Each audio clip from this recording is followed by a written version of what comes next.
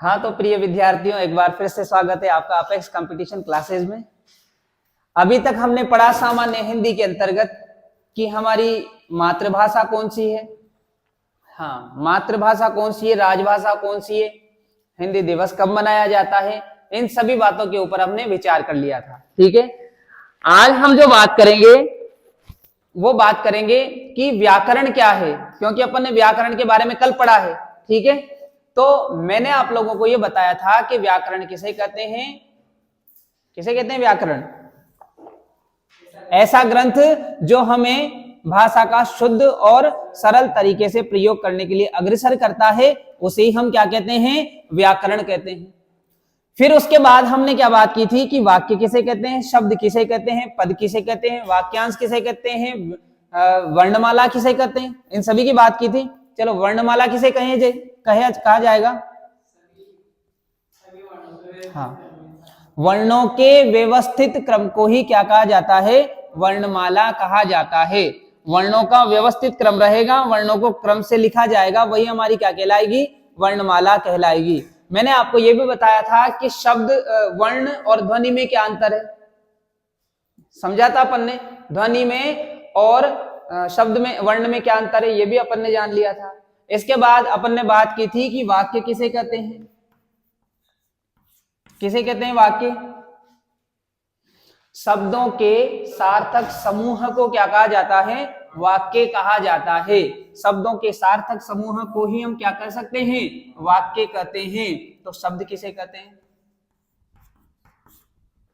शब्द की किसे कहा जाए, यह भी बता रखा है। जैसे हमने, हाँ, जब अपन ने ये कहा कि शब्दों के सार्थक समूह को क्या कहते हैं? वाक्य कहते हैं। ऐसे वर्णों के सार्थक समूह को क्या कहते हैं? परिभाषा सेम रहेगी, परिभाषा में कोई चेंज नहीं है, बस थोड़ा सा हमें शब्दावली पर ध्यान देना है। यहाँ शब्दों के सार्थक समूह को अपन वाक्य कहते हैं, यहाँ वर्णों के सार्थक समूह को हम शब्द कहेंगे। ठीक है, और भाषा की सबसे छोटी इकाई अर्थ के आधार पर वो भी क्या कहलाती है? भाषा की सबसे छोटी इकाई, सबसे बड़ी इकाई, सॉरी, भाषा की सबसे छोटी इकाई अर्थ के आधार पर वो भी कौन सी हो जाएगी? हमारी वाक्य हो जाएगी। और भाषा की अर्थ के आधार पर सबसे छोटी इकाई शब्द हो जाएगी। यहां तक की बात कर ली थी। लेकिन हम जो आगे बात करने वाले हैं वो बात करने वाले हैं वर्ण, शब्द, वाक्य, इन सभी के बीच में हमारे सामने एक चीज आती है, उसे कहते हैं अपन पद। क्या कहते हैं? पद। तो पद किसे कहा जाए? हाँ, जैसे मान लीजिए आपके सामने है कि राम खाना खाता है। राम खाना खाता है, यहां पर आपसे पूछ लिया गया प्रश्न बना करके, निम्नलिखित वाक्य में राम क्या है? तो ये राम क्या है? पद है। परंतु इसी राम को अगर ऐसे अलग से लिख दिया जाए, अब मैं आपसे कहूं कि राम क्या है, तो ये पद न रह करके ये क्या कहलाएगा? अब केवल शब्द कहलाएगा। परंतु इस शब्द को जैसे ही किसी वाक्य में प्रयोग कर दिया जाता है तो वो क्या कहलाता है? हमारा पद कहलाता है। तो वो यही तो पूछेगा आपसे, जब वो पद परिचय के बारे में पूछेगा, व्याकरण की दृष्टि से राम क्या है, इस प्रकार से हमारे सामने शब्द आएंगे। आई बात समझ में? तो आप यहां पद से स्टार्ट करेंगे। पद किसे कहते हैं? हमारे पास जो प्रश्न बन करके आएगा, पद क्या होता है, या फिर प्रश्न बन करके आएगा कि शब्द को जब वाक्य में प्रयोग कर दिया जाता है तो उसे क्या कहते हैं? पद कहते हैं, है ना। तो पद लिख करके यहां से लिखना स्टार्ट कर देंगे। जब किसी शब्द को, जब किसी शब्द को, जब किसी शब्द को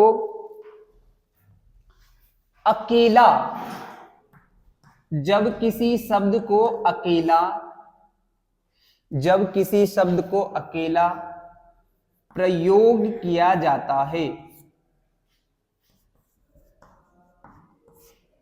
जब किसी शब्द को अकेला प्रयोग किया जाता है जब किसी शब्द को अकेला प्रयोग किया जाता है तो वह क्या कहलाता है? तो वह शब्द अकेला प्रयोग किया जाता है। अभी जस्ट बताया मैंने अलग से। हाँ, तो इस चीज पे हमें ध्यान देना होगा। जब किसी शब्द को अकेला प्रयोग किया जाता है तो वह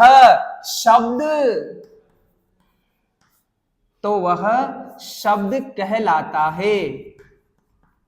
तो वह क्या कहलाता है? शब्द कहलाता है। ठीक है। परंतु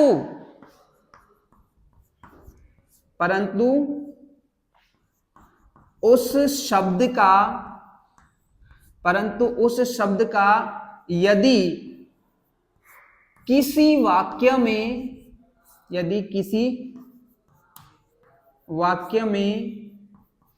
प्रयोग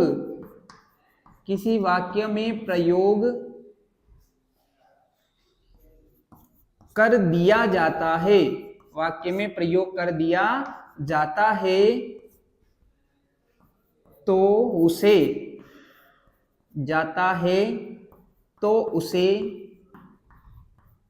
क्या कहते हैं? अब पद कहा जाता है।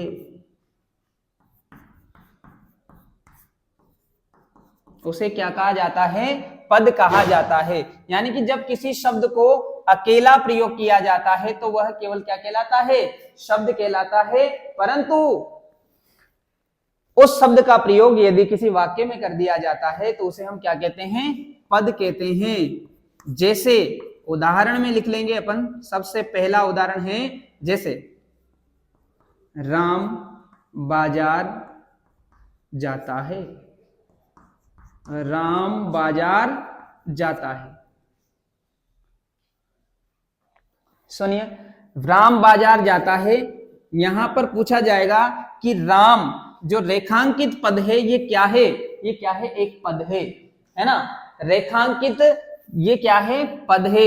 ये भी रेखांकित जो शब्द है वो भी पद है, ये भी पद है। क्योंकि किसी वाक्य में प्रयोग किसी शब्द को क्या कहेंगे? अपन पद कहेंगे। लेकिन अगर इस पद का पूछा जाए कि इस पद का नाम क्या है, नाम क्या है इस पद का, तो फिर व्याकरण की दृष्टि से देखना होगा कि क्या है। बताइए, राम क्या है? शब्द है। लेकिन इस शब्द का नाम हमें जानना होगा कि ये शब्द संज्ञा है, सर्वनाम है ना? तो हमें यही तो पता होना चाहिए, क्योंकि वहां पूछेगा वो इस वाक्य में राम क्या है? संज्ञा है, सर्वनाम है, विशेषण है, क्रिया है ना? तो इस प्रकार से जो प्रश्न बन करके आएगा यही आएगा। तो हमें यह भी पता होना चाहिए इसे ही पद कहते हैं। हमें यह भी पता होना चाहिए इसको अलग से लिख दिया जाएगा तो यही शब्द कहलाएगा। हमें यह भी पता होना चाहिए कि इसको संज्ञा नाम दिया गया है। ठीक है, आगे हम इसके बारे में बात करते हैं। हमारे पास वाक्य की परिभाषा हो जाती है, शब्द की परिभाषा हो जाती है। वाक्यांश किसे कहते हैं ये हमने बता दिया। ठीक है, वर्णमाला किसे कहते हैं हमने जान लिया। अब बात ये होती है कि हम इतनी देर से पढ़ रहे थे कि साहब आप पढ़ा रहे हो वर्णों के सार्थक समूह को वर्णों के सार्थक समूह को शब्द कहते हैं। तो ये वर्ण होता क्या है? वर्ण क्या होता है? सबसे पहले तो हमें यही जानना है वर्ण क्या होता है। वर्ण वही जिसका हम कोई खंड नहीं कर सकते, जिसको हम स्वर और व्यंजन में विभाजित करते। अर्थात वर्ण वह है जिसका हम क्या नहीं कर सकते? खंड नहीं कर सकते, जिसके टुकड़े नहीं कर सकते, उसे हम क्या कह सकते हैं? वर्ण कहते हैं। जैसा कि हमने बताया कि भाषा की सबसे छोटी इकाई क्या कहलाती है? वर्ण कहलाती है। ठीक है, वर्ण कितने प्रकार के होते हैं? अगर हिंदी की बात करें कि वर्ण कितने प्रकार के होते हैं, तो फिर हमारा जवाब होगा वो क्या होगा? वर्ण दो प्रकार के होते हैं। कौन कौन से? कौन कौन से? वी आ। सुनिए, जैसे हमने वर्ण की बात की कि वर्ण क्या होता है? वर्ण वो होता है जिसका हम कोई खंड नहीं कर सकते हैं, है ना? जिसका हम कोई टुकड़ा नहीं कर सकते हैं, वही क्या कहलाएगा? वर्ण। वर्णों के प्रकारों की बात करें तो वर्णों के प्रकारों में आ जाएगा वर्ण कितने प्रकार के हो गए हमारे पास? दो प्रकार के। एक तो हो जाएगा हमारे पास स्वर वर्ण, एक क्या हो जाएगा, व्यंजन वर्ण। क्या हो जाएगा, व्यंजन वर्ण। इसको अपन ऐसे भी लिख सकते हैं, व्यंजन वर्ण। वर्ण कितने प्रकार के हो गए, 2 प्रकार के हो गए। ठीक है, अब इस लिखना नहीं है, इन चीजों को लिखना नहीं है, इनको मैं लिखाऊंगा, बस इनको तो केवल समझना है। देखो कंपटीशन एग्जाम में हमें लिखना इतना इंपॉर्टेंट नहीं है जितना कि यहाँ समझना। समझने के बाद सारी चीज को मैं लिखाऊंगा, बहुत तरीके से क्रम वाइज लिखाऊंगा, है ना। पहले अपन यहाँ समझ लेते हैं कि क्या स्वर होता है, क्या व्यंजन होता है, कितने होती है इनकी संख्या, फिर उस संख्या में से भी उनके नाम क्या क्या होते हैं, यहां से प्रश्न बनते हैं, है ना। तो हमें जानना होगा कि वर्ण कितने प्रकार के हो गए, 2 प्रकार के। कौन कौन से हो गए, एक तो हो गया स्वर वर्ण, एक क्या हो गया, व्यंजन वर्ण। ठीक है, अब संख्या पूछी जाती है साहब कि संख्या स्वर किसे कहते हैं। पहले इनकी परिभाषा की बात करेंगे कि स्वर किसे कहते हैं, फिर इनकी संख्या की बात करेंगे कि इनकी संख्या कितनी होती है, फिर इनके वर्गीकरण की बात करेंगे, इनका वर्गीकरण किस प्रकार से किया गया है, किन किन आधारों पर इनका वर्गीकरण है। इन सभी की बात अपन बहुत ही डिटेल में करने वाले हैं, क्योंकि एग्जामिनर जो प्रश्न यहाँ से पूछता है, मैं आपके सामने यहाँ प्रश्न लेकर के आऊंगा, आपको बताते हुए भी आप यहाँ गलती करोगे एक बार, उसके बाद सही करोगे। मैं पूछूंगा आपसे यही कि इनमें से 4 में से कौन सा सही होगा, जबकि मैं पढ़ा चुका होगा, फिर भी आप पहली बार में तो गलत करोगे। देखा जाए तो वर्ण वाला जो टॉपिक होता है ना, बहुत सरल भी है, क्योंकि हम कक्षा 1 में इसे पढ़ते हैं, और नहीं आया तो बहुत कठिन भी है ना, क्योंकि इसमें केवल अनार आम चलेंगे। हमारे जो बचपन में पढ़ते थे ना अपन, वही अनार आम में पूरा आपका पूरा अनार आम ही पढ़ाऊंगा इसमें, है ना। अब अपन सबसे पहले किसकी बात करेंगे, परिभाषा की बात करेंगे। पहले मैं समझाऊंगा, उसके बाद अपन लिखने का कार्य करेंगे, ठीक है। हाँ, अब हमें सबसे पहले तो स्वर की परिभाषा याद होनी चाहिए साहब। स्वर क्या होता है, स्वर की परिभाषा क्या होती है, ध्यान दो।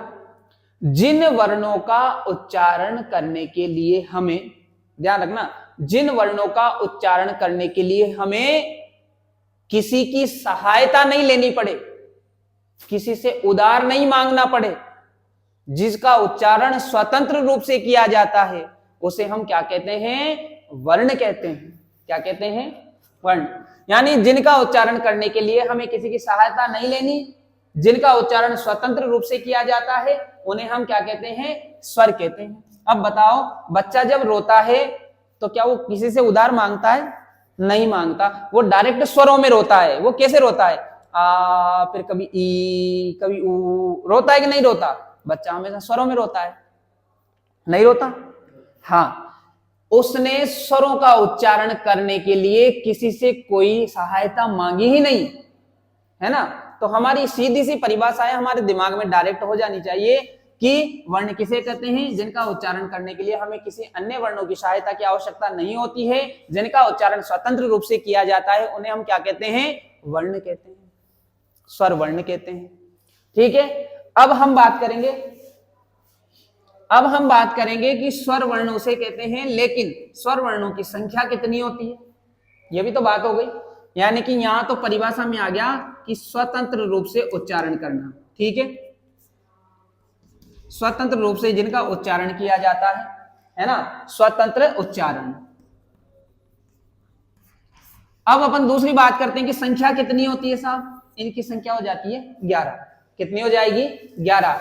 आपको वो प्रश्न बना करके देगा, हिंदी में स्वरों की संख्या होती है, ऑप्शन ए में सबसे पहले वो डालेगा 13, फिर डालेगा 12, फिर डालेगा 11, फिर डालेगा 10। स्वरों की संख्या कितनी होती है बताइए, ए बी सी डी। क्या जवाब दोगे, क्या दोगे, सी, क्योंकि हमने क्या पढ़ा है, 11। अब कोई सा भी आ जाए, कोई सी भी बुक आ जाए, कोई सी भी पुस्तिका आप देख लो, कहीं से कहीं तक लेकर के, अगर किसी में ये राइट मान रखा हो तब भी आपको नहीं मानना, आपको तो क्या मानना है, केवल 11 ही मानना है। आ गई बात समझ में। ये अलग बात है कि स्वर कौन कौन से होते हैं, उन 11 को मैं लिखाऊंगा आपको अभी उदाहरण सहित, है ना। तो हमारे पास स्वरों की संख्या कितनी हो जाती है, 11। इसके बाद हम बात करते हैं इनका वर्गीकरण किन किन आधारों पर है। तो इनका वर्गीकरण होगा जैसे उच्चारण काल के आधार पर स्वरों का वर्गीकरण किया जाता है कि उच्चारण में कितना समय लग रहा है ना। उसके बाद में मुख आकृति के आधार पर, जब हम बोलते हैं तो कौन से स्वर को बोलने से हमारे मुख की डिजाइन कैसी बन जाती है, उसके आधार पर इसका वर्गीकरण किया गया है।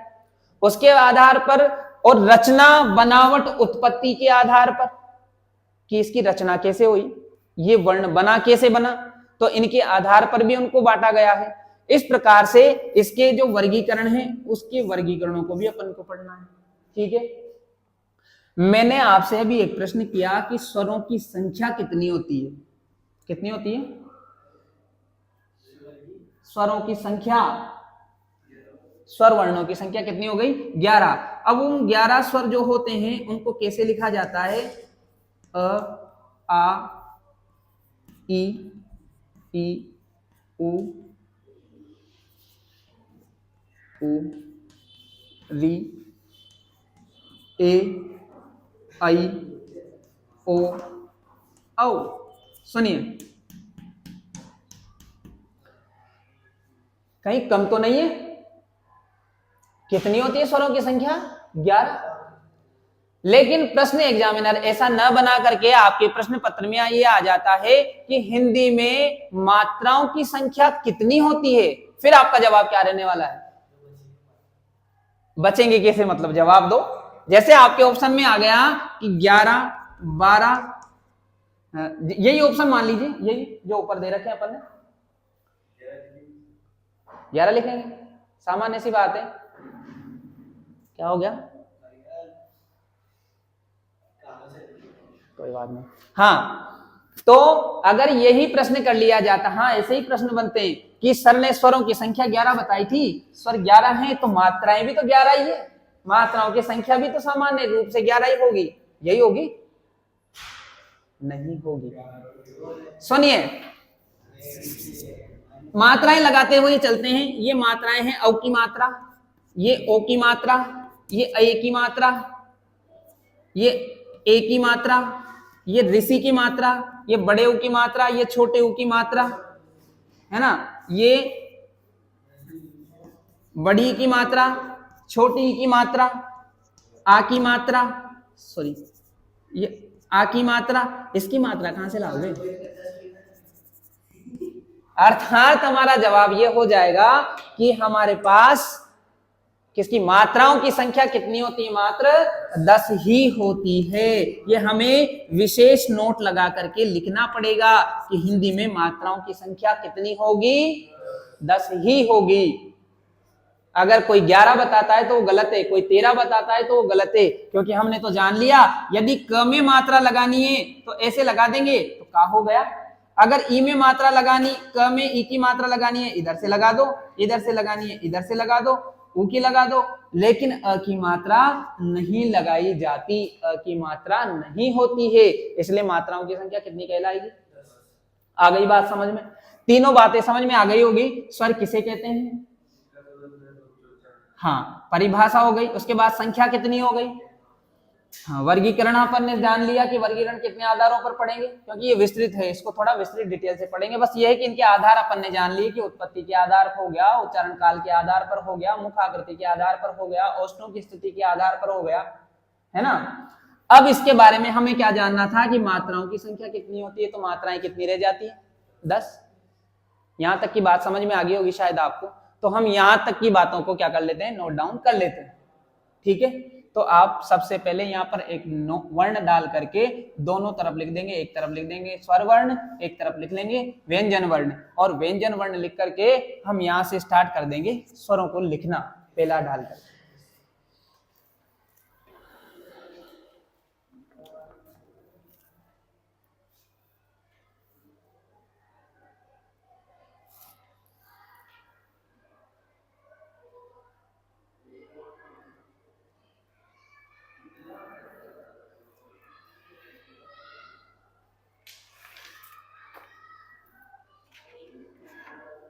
परिभाषा में लिखा दूंगा,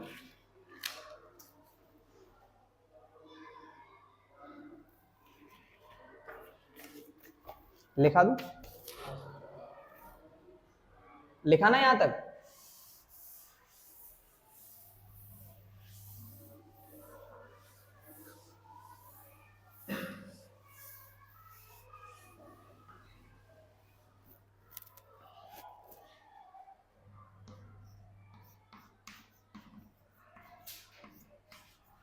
स्वर वर्ण, इसकी लिखेंगे परिभाषा,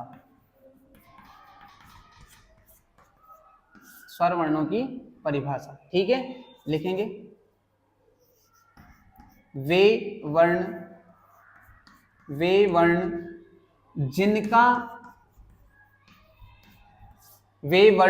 जिनका उच्चारण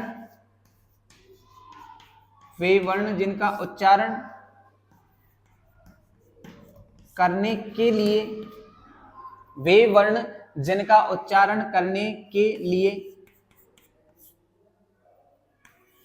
हमें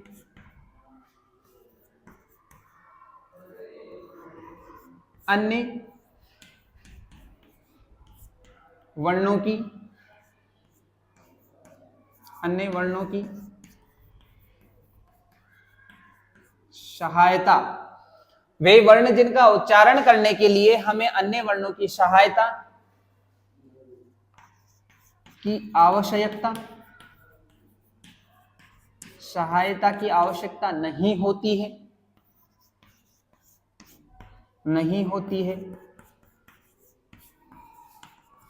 उन्हें स्वर वर्ण कहते हैं। ठीक है, इसे अगर इस प्रकार से नहीं याद किया जाए तो एक और हमारे पास परिभाषा है, जिन वर्णों का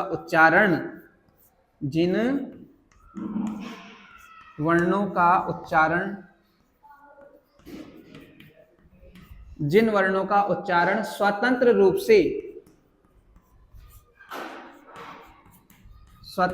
से किया जाता है, उन्हें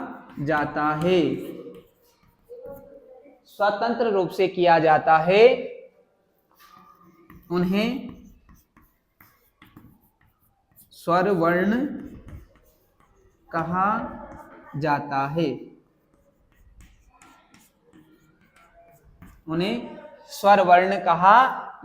है।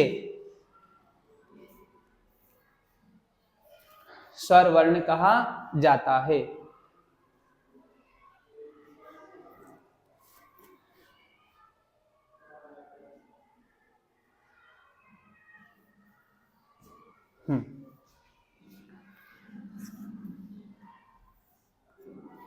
लिखा आप लोगों ने? मिटा दूं?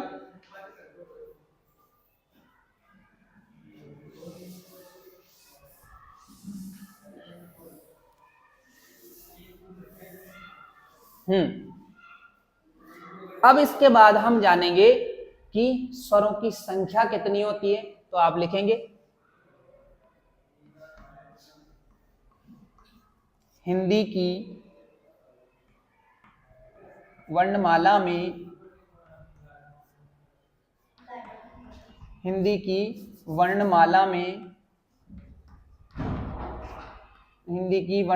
में स्वरों की संख्या, या फिर स्वर वर्ण भी लिख सकते हैं, डायरेक्ट लिख सकते हैं, स्वरों की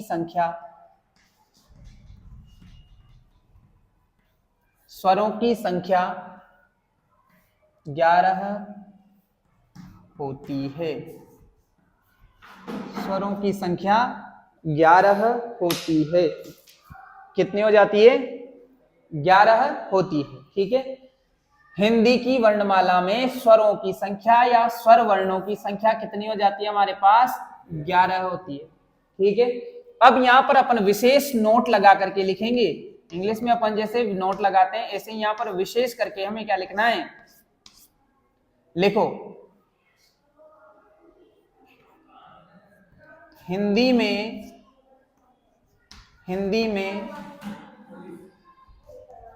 मात्राओं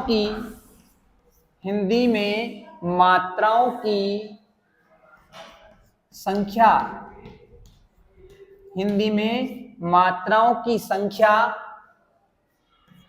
10 ही होती है। 10 ही होती है। कितनी हो जाती है? 10 ही होती है। यह हमें ध्यान रखना है। हिंदी में मात्राओं की संख्या कितनी हो जाती है? 10 ही होती है। आ गई बात समझ में? अब हम देख लेते हैं कि कौन कौन से वर्ण होते हैं, और सभी जितनी भी वर्णमाला की वर्ण हैं इन सभी वर्णों को हम एक साथ लिख लेंगे। अभी तक अपन कितने वर्णों पर पहुंचे हैं? 11 वर्णों पर पहुंचे हैं। अब वर्णमाला में कितने तो स्वर होते हैं, कितने व्यंजन होते हैं, कितने पूरे टोटल वर्ण होते हैं, इन सभी की हम बात करने वाले हैं आगे, है ना। यहां तक से अगर कोई प्रश्न आता है तो आपका जवाब एकदम सही चला जाएगा, ठीक है, क्योंकि यहां से जो प्रश्न बनने थे वो यही बनने थे, स्वर कितने होते हैं? 11 होते हैं। मात्राएं कितनी होती है? अब यहां से वो स्वरों के बारे में अलग अलग बातें हैं कि कौन सा दीर्घ स्वर है, कौन सा ह्रस्व स्वर है, कौन सा संयुक्त स्वर है ना। इस प्रकार की बातें अपन बाद में करेंगे।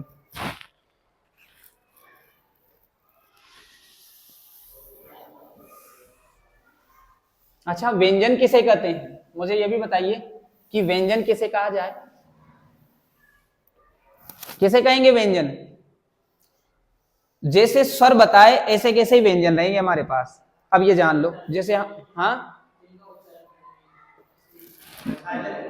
व्यंजन किसे कहेंगे? जिन वर्णों का उच्चारण करने के लिए हमें अन्य वर्णों की आवश्यकता होती है। अन्य का मतलब क्या है? स्वरों की आवश्यकता होती है ना। जिन वर्णों का उच्चारण करने के लिए हमें स्वरों की आवश्यकता होती है या फिर सहायता लेनी पड़ती है, उन्हें हम क्या कहते हैं? व्यंजन वर्ण कहते हैं।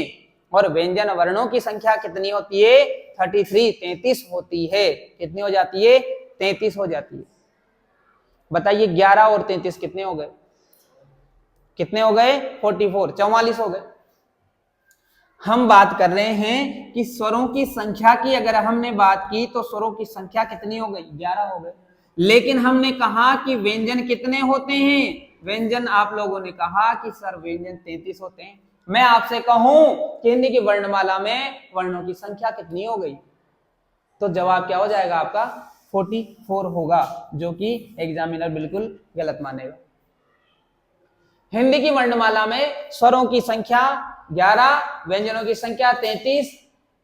ये तो केवल स्वर वर्णों की ही संख्या है, ये कुल वर्णमाला की संख्या नहीं है। यदि हम कुल वर्णमाला की बात करें कि कुल वर्णमाला में कितने वर्ण होंगे, तो वो क्या हो जाएंगे? 52 हो जाएंगे। ये हमारा जवाब होना चाहिए, लेकिन वो सबसे पहले ऑप्शन में इसी को रखेगा, क्योंकि हमें याद ही क्या है कि 11 तो स्वर और 33 व्यंजन। लेकिन इसमें अब कितने वर्ण और जोड़े जाएं जब हमारे पास वर्णमाला की पूरी संख्या बैठेगी? कितने? 8 वर्ण और होने चाहिए।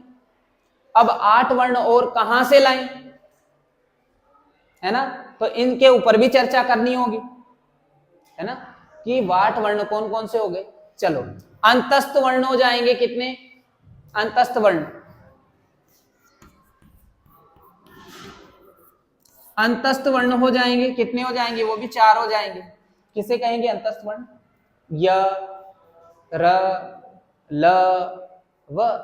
य, र, ल, व, 4 ये हो जाएंगे, है ना। उसके बाद की बात करें, और 4 कौन से होने चाहिए साहब?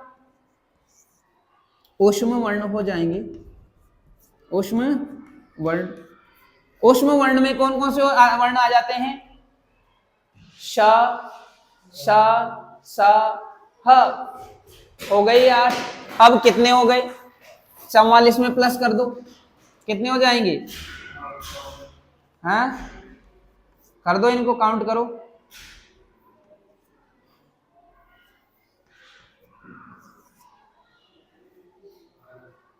हुए कि नहीं हुए? तो हमें इस प्रकार की जानकारी रखनी है, ठीक है। लेकिन इसमें आप लोग ये ध्यान रखें, आपको ये प्रश्न करना चाहिए था मुझे, मेरे से, कि सर ये 33 वर्ण हैं, ये 33 वर्ण कैसे हुए? क्योंकि हमें यही तो जानना है। क्योंकि आपका प्रश्न अगर यहां नहीं उठा तो ये प्रश्न यहां उठ जाना चाहिए था, क्योंकि मैंने ये बताया आपका प्रश्न यही होना चाहिए था कि ये 33 वर्ण होते कौन कौन से। हमने यही तो छोड़ा है, क्योंकि यही चीजें पकड़ के साथ में रखनी होगी अपन को, क्योंकि ये 4 और 4 ये 8 वर्ण तो इसी में शामिल है, ये अलग से थोड़ी है। क्योंकि हमारे पास वर्गों की संख्या ही कितनी हो जाएगी? 25 हो जाएगी ना। 25 25 कर करा करके पूरे वर्ण कितने हो जाएंगे? क्योंकि प्रत्येक वर्ग में अपने पास वर्ग कितने होते हैं। सामान्य हिंदी की बात करें कि वर्गों की संख्या कितनी होती है, तो 5 होगी। वर्गों की संख्या कौन कौन से होते हैं वर्ग? क, ख,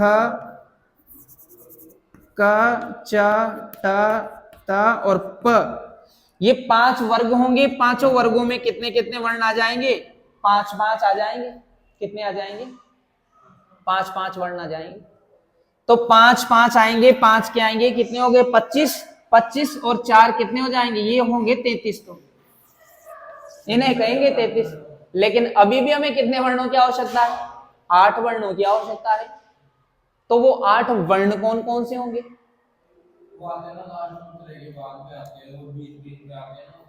अब देखो 8 वर्णों में अभी तो हमारे पास कौन कौन से हैं? क्ष, त्र, ज्ञ, स्र। आते हैं कि नहीं आते? अभी कितने वर्ण और कम पड़ रहे हैं हमारे पास? कौन कौन से पढ़े?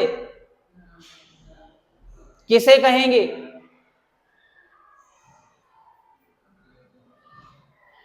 देखो इसमें क्या होता है, दो तो होते हैं अयोगवाह वर्ण और दो होते हैं उत्सिक्त वर्ण।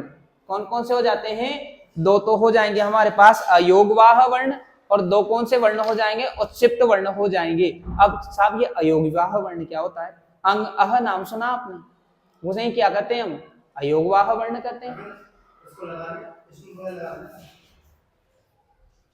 क्या अयोगवाह वर्णों की संख्या अगर बात करें तो अयोगवाह जो होते हैं अयोगवाह ये कौन कौन से हो जाएंगे? अंग अह, अंग अह अयोगवाह हो जाएंगे। अब अयोगवाह के बाद दो वर्ण और आते हैं हमारे पास, उत्क्षिप्त वर्ण।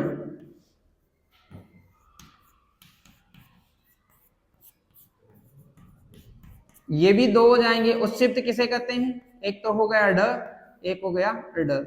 इन दोनों को उत्क्षिप्त वर्ण कहा जाता है। ये ड नहीं है, ड अलग है और ढ अलग है। ड अलग है और ढ अलग है। ये ड अलग है और ये ढ अलग है। आ गई बात समझ में? जब ढक्कन लिखना होगा तो इसको काम में लेंगे। जब पढ़ना काम लिखना होगा ना, पढ़ना, तब इसको काम में लेंगे। आई बात समझ में? पढ़ना नहीं लिख सकते, पढ़ना आएगा। आई बात समझ में? सड़क लिखनी होगी तो सड़क नहीं लिख सकते, सड़क नहीं लिख सकते। वहां क्या लिखेंगे? सड़क लिखेंगे। लिखेंगे कि नहीं लिखेंगे? इसलिए इनका भी पढ़ना जरूरी है। अभी तक आपको पता था कि नहीं था? उत्क्षिप्त वर्ण भी होते हैं। तो पूरी टोटल वर्णमाला में हमारे पास जो 52 वर्ण होते हैं, क्या आपको समझ में आया? हाँ, अब मैं आपसे पूछता हूं कौन कौन से 52 वर्ण हुए। चलो सबसे पहले आप मुझे बताओ, सबसे पहले स्वरों की संख्या कितनी हो जाती है हमारे पास? 11 हो जाती है। स्वरों के बाद की बात करें हम, इनका भी नाम हमें जानना है। स्वरों की बाद की बात करें तो हमारे पास वर्गीय व्यंजन कितने हो जाएंगे? 25। अरे वर्ग 1 2 3 4 5, पांचों वर्गों के वर्ण कितने हो जाएंगे? 25। ठीक है, 25। उसके बाद 4 कितने हो गए? 11 और 25 कितने हो जाते हैं? पहले तो ये बताओ, 11 और 25 36। 36 और 4 कितने हो जाएंगे? 40। 40 और 4 कितने हो जाएंगे? 44। 44 और 2 कितने हो जाएंगे? 46 और 2 कितने हो जाएंगे? 48 और 4 कितने हो जाएंगे? 52 हो जाएंगे। क्या हमारे पास 52 की वर्णमाला समझ में आई आप लोगों को? याद हुई? हो जाएगी। अभी सिस्टम से लिखेंगे तो सब याद हो जाएगी। चलो मुझे ये बताइए, इसको रफ कर देते हैं पहले। एक एक चीज आपके दिमाग में घुस जाएगी, ये गारंटी है। प्रश्न कोई सा भी आ जाए, एक भी गलत नहीं जाएगा। अब मुझे ये बताइए, इन वर्णों का नाम क्या है? इन्हें क्या कहा जाए? संयुक्त वर्ण। इन्हें क्या कहा जाता है? व्याकरण की दृष्टि संयुक्त वर्ण कहा जाता है। क्या कहा जाता है इन्हें? संयुक्त वर्ण। अगर आपसे पूछ लिया जाए ऐसे ही, हिंदी व्याकरण में संयुक्त वर्णों की संख्या कितनी होती है? कितनी होती है? सही है। कितनी होती है? मेरा प्रश्न है, आप तो प्रश्न को लिख ही लीजिए, बहुत ही इंपॉर्टेंट, बहुत ही मोस्ट प्रश्न है।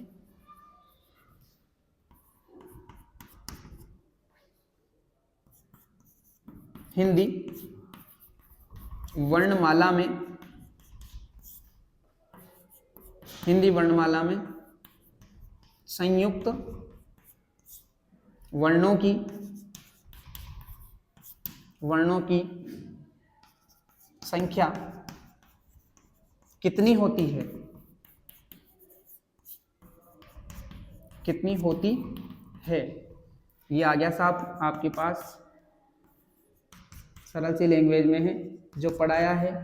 अब इतना सा तो अपन कर ही सकते हैं, ठीक है, क्योंकि हमने भी अपेक्स कंपटीशन क्लासेस ज्वाइन की है, हमें आ जाएगा, आ जाना चाहिए। ठीक है, मैं ऑप्शन देता हूं आपके सामने।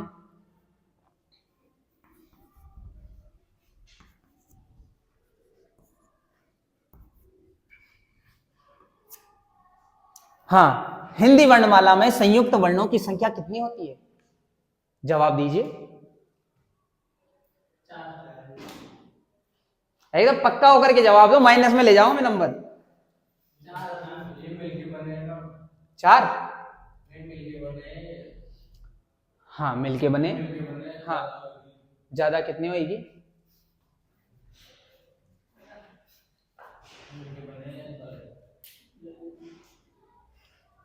सुनिए, वो तो मिलके बने, वो तो मैं खुद आपको बता दूंगा कि मिलके क्या क्या बने। जैसे क्ष है, वो किससे मिलकर के बना है? वो क, श और अ, इनको मिलाने के बाद बना है, ठीक है। उसके बाद त्र की बात करें तो ये त्र है, वो बना है, इसके ऊपर त्र बना है, ये त्र बना है, वो त, र और अ को मिला करके बना है, ठीक है। ज्ञ की बात करें तो ज्ञ बना है ज आधा, ञ आधा, उसके बाद अ, इनको मिला करके बनाया गया है। श्र की बात करें, श्र, र, इनको मिला करके बनाया गया है। मेरा प्रश्न मात्र आप लोगों से ये है, इतना सा बताने हुए के बाद भी आप 4, हमारा जवाब क्या रहने वाला है? 4। भर दूं मैं इसमें? भर देता हूं, भर दूं पक्का? अरे बताओ ना। चौथा, 5वां ऑप्शन दे देता हूं, चलो मैं आपको। अवसद, अवसद के बाद में कोई भी एक डाल देते हैं। च, ठीक है। इसमें हो सकता है कि जैसे मतलब कोई नहीं, ऐसा भी कर सकते हैं अपन, कोई नहीं, जिसको कोई नहीं बनना हो ये वाला भी कर सकते हैं। अब 5 ऑप्शन दे दिया, अब तो क्या करूं मैं आपको, तब भी हमारा जवाब क्या रहेगा? 4 रहेगा। तो लिख ही देता हूं मैं, आखिरकार कितना हो गया, ठीक है। लेकिन एग्जामिनर आपके प्रश्न को गलत कर देगा। हाँ, ऐसा थोड़ी है। सुनिए, देखो बहुत, ये बस हिंदी यही सीखनी है, पढ़ने के साथ साथ मैं प्रश्न इसीलिए करा रहा हूं कि बस हमें कितनी बारीकियां ध्यान रखनी है। ध्यान रखना, मैं बहुत कम क्लासों में ऐसे प्रश्न बताता हूं, क्योंकि ये खुद मेरी उपज है, ऐसे प्रश्नों की मेरी उपज है। और यही कारण है कि जो एग्जाम होते हैं, जैसे फर्स्ट ग्रेड का एग्जाम भी हुआ था, तो फर्स्ट ग्रेड के एग्जाम में मात्र हिंदी से 4 ही प्रश्न आते हैं, चारों में से एक भी मेरे पास गलत नहीं था। रीट मेंस में और रीट प्री में 30 प्रश्न आते हैं, मेरे पास एक भी गलत नहीं था। मेरे पास मार्कशीट है, मैं झूठ थोड़ी बोलता हूँ, इसमें फोटो भी है, मार्कशीट भी है, बाकायदा बताता हूँ। संस्कृत में और हिंदी में 30 में 30 ही प्रश्न आते हैं, और मेरे 30 में 30 ही राइट है। लेकिन वो कब होगा? जब हमारी प्रैक्टिस इतनी बढ़िया हो जाएगी। अब वो कैसे? अब आप तो कहोगे सर आपने थोड़ी देर पहले तो बताया था यहाँ 4 लिख करके, चारों को डिटेल से भी लिखा दिया, फिर भी आप मानने को तैयार नहीं हो। ऐसा कैसे हो सकता है? प्रश्न को पढ़ना है, प्रश्न की शब्दावली को पढ़ना है। मैंने यह कहा है हिंदी की वर्णमाला में संयुक्त वर्णों, संयुक्त वर्णों, संयुक्त वर्णों, मैंने ये नहीं लिखा कि संयुक्त व्यंजनों। अगर मैं इस प्रश्न को यहां पर लिखता कि संयुक्त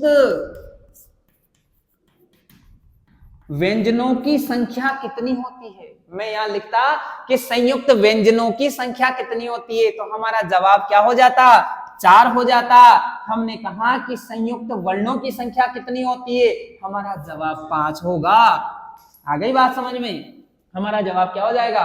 5। अब आप कहोगे साहब आपने 5 जवाब तो दे दिया, 5वां वर्ण लाए कहां से? कौन सा है 5वां वर्ण? बताओ तो सही,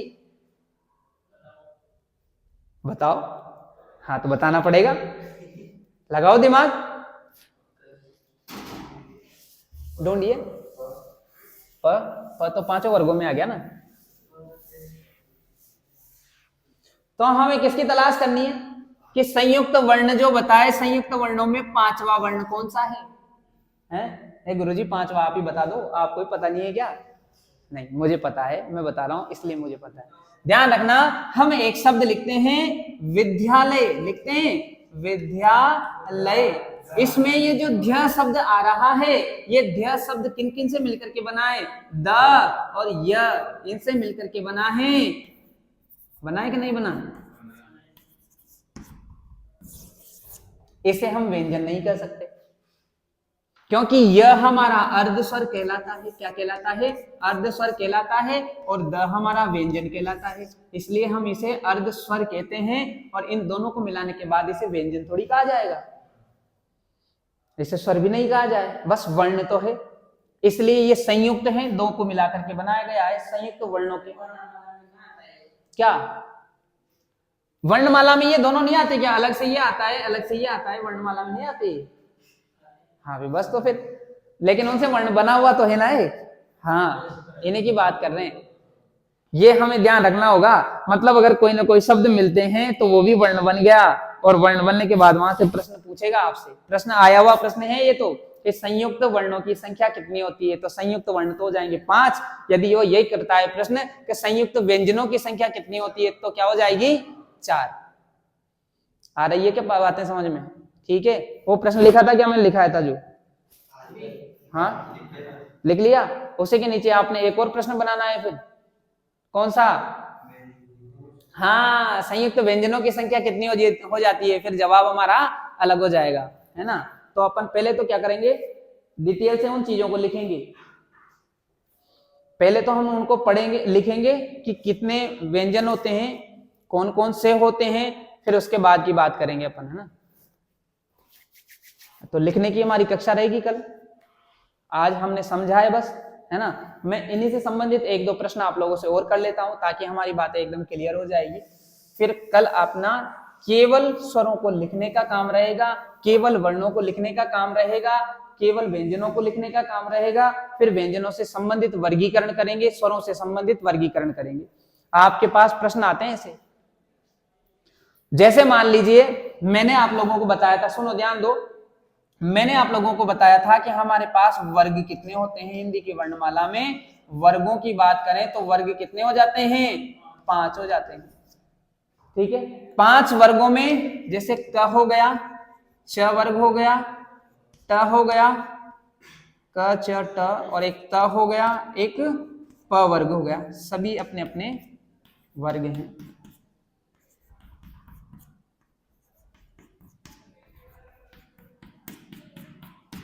ठीक है। अब क वर्ग की बात करें तो क वर्ग में कौन कौन से वर्ण आ जाते हैं? क, ख, ग, घ और क ख ग घ ञ। ध्यान रखना, सभी वर्ण क्या है? ये व्यंजन है, इसलिए सभी के नीचे क्या लग जाएगा? हमारा हलंत लग जाएगा। अपन ने व्यंजन की परिभाषा पढ़ी, हलंत वाली परिभाषा पढ़ी थी क्या? हलंत किसे कहते हैं? कोई बात नहीं। तो यानी जिसके नीचे ये हलंत लग जाता है ना, वही वर्ण क्या कहलाता है? हमारा आधा वर्ण कहलाता है। तो सभी व्यंजन ही तो हैं, इसीलिए अपन को क्या लगाने पड़ेंगे? हलंत लगाने पड़ेंगे। च वर्ग के अंतर्गत च, छ, ज, झ और क्या आ जाएगा? ञ। च, छ, ज, झ, ञ। अब सुनो, सभी के नीचे क्या आ जाएगा? हलंत आ जाएगा, कोमा। उसके बाद ट, ठ, ड, ढ, ण क्या हो जाएगा? ट, ठ, ड, ढ, ण हो जाएगा। उसके बाद त, थ, द, ध, न, प, फ, ब, भ, म, प, फ, ब, भ, म। ये हमारे पास कुल मिलाकर के कितने वर्ण हो गए? 25 हो गए, हो गए 25 वर्ण, है ना। अब इन 25 वर्णों को ही हमें ध्यान रखना है, इन्हीं के बीच में से हमारे से पूछ लिया जाएगा। मान लीजिए पूछ लिया गया कि ठ वर्ण का उच्चारण स्थान क्या होगा, ठ वर्ण का उच्चारण स्थान क्या होगा, और डेफिनेटली उच्चारण स्थान से प्रश्न बनता ही है। लेकिन वो कब पता चलेगा अपन को, जब इसके बारे में जानकारी होगी। तो फिर हम कहां जाएंगे, इसके पिताजी से पूछेंगे, भाई हमारे से उच्चारण स्थान पूछा जा रहा है, हमारे भाई जी का नाम पूछा जा रहा है। तो फिर आप यहाँ आओगे, इससे पूछोगे भाई तुम्हारा उच्चारण स्थान क्या है। सुनो, अब ट से पूछेंगे कि ट बता रहे तेरा उच्चारण स्थान क्या है, जब भी तेरे बेटे का नाम बताया जाएगा उसका उच्चारण स्थान क्या है। अब ट क्या बताएगा, उच्चारण स्थान बताएगा। अब उच्चारण स्थान के लिए ईश्वर ने सभी को मशीनें दे रखी है, हमारे सभी के पास मशीन है, आपके पास भी मशीन है। कौन सी मशीन, ये मुख वाली मशीन। जिस वर्ण का उच्चारण स्थान पूछा गया है उस वर्ण को हमारी जिह्वा में डालो, हमारे मुख में डालो और बोल करके देखो, देखें जीभ में से कहां से ध्वनि निकल रही है, वही हमारा क्या हो जाएगा, क्या हो जाएगा। हाँ बताइए, ठ का उच्चारण स्थान क्या है, कहां से ध्वनि निकल रही है, ठ बोलते हैं तो।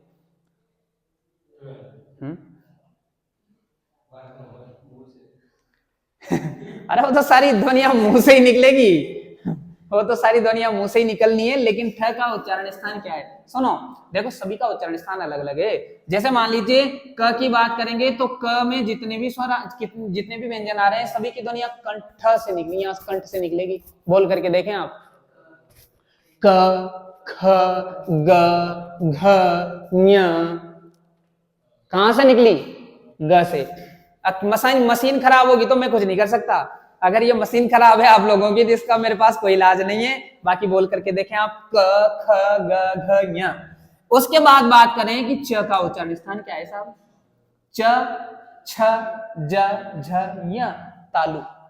तालु किसे कहते हैं, ये सब लिखाऊंगा मैं, बहुत डिटेल से लिखाऊंगा, मैं केवल समझा रहा हूं ताकि आप इन चीजों के लिए पहले से तैयार रहें, कहीं प्रश्न आ जाए, हाँ सर ने बताया था ऐसा, तो ये होता है। सुनो, च यानी तालु। अब तालु किसे कहते हैं साहब, जिन वर्णों को बोलते समय हमारी जिह्वा कहां चली जाए,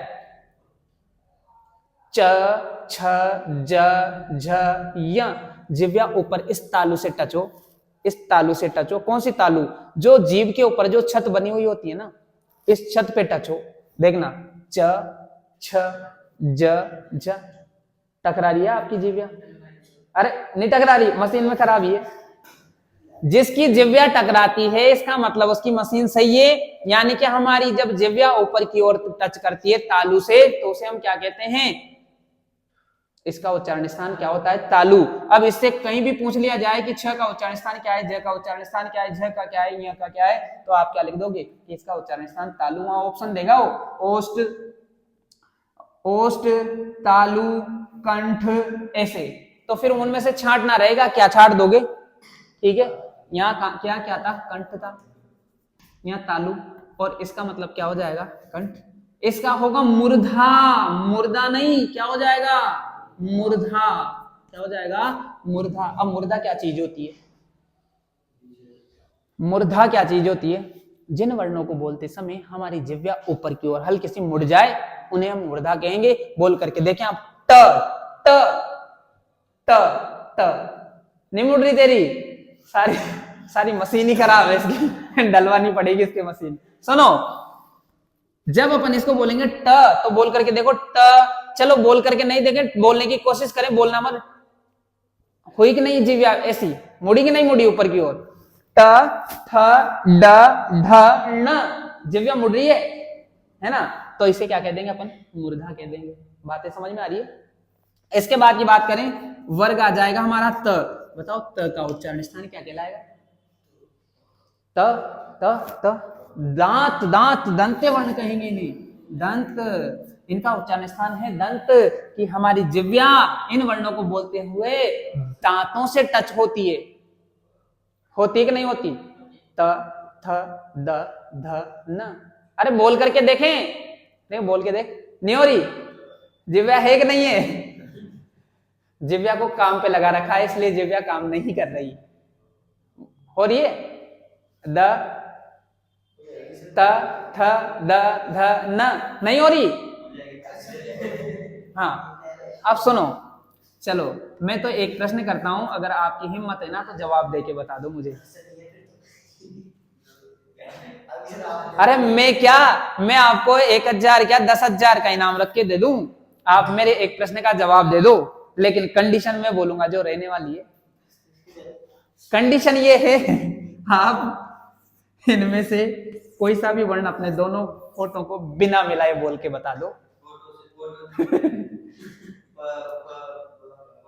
मेरा मतलब ये नहीं था कि आपको 10,000 रुपए इनाम दूं, मेरा मतलब ये नहीं था कि मैं आपसे, मेरा मतलब तो केवल आंसर निकलवाना था, आपने आंसर निकाल दिया। सुनो, ये कैसे नहीं आए, यही तो कारण है क्योंकि ये हमारा जवाब है, क्योंकि इन्हें क्या कहेंगे अपन, औष्ठ्य वर्ण कहेंगे। क्या कहेंगे इन्हें? औष्ठ्य वर्ण कहेंगे। और जिन वर्णों को औष्ठ्य वर्ण कहा जाता है उनको किसकी सहायता से बोला जाता है? होठों की सहायता से बोला जाता है। यदि ये वर्ग नहीं होता ना तो हम मम्मी पापा ही नहीं बोल पाते। बोल के बताओ बिना होठों को मिलाए, बोल सकते हैं क्या? नहीं बोल सकते। तो ये हमारे उच्चारण स्थानों की जानकारी थी कि जहां जहां पर जो वर्ण होंगे, सुनिए, जहां पर जो वर्ण होंगे उन सभी का उच्चारण स्थान भी अलग अलग होता है। और यहां से प्रश्न किया जाता है, डायरेक्ट पूछ लेता है प का उच्चारण स्थान क्या है। अब आपको बहुत अच्छे से पढ़ाया गया है, आपको याद भी रहेगा। हाँ सर ने तो वो बात बताई थी ओस्ट वाली, हमें याद होगी हमेशा के लिए। बोलोगे क्या? नहीं भूल सकते। ठीक है, तो आज की कक्षा को यहीं हम विराम देते हैं, मिलते हैं नेक्स्ट कक्षा में। नमस्कार, धन्यवाद। हाँ लिखाएंगे ना सर, डिटेल से लिखाएंगे।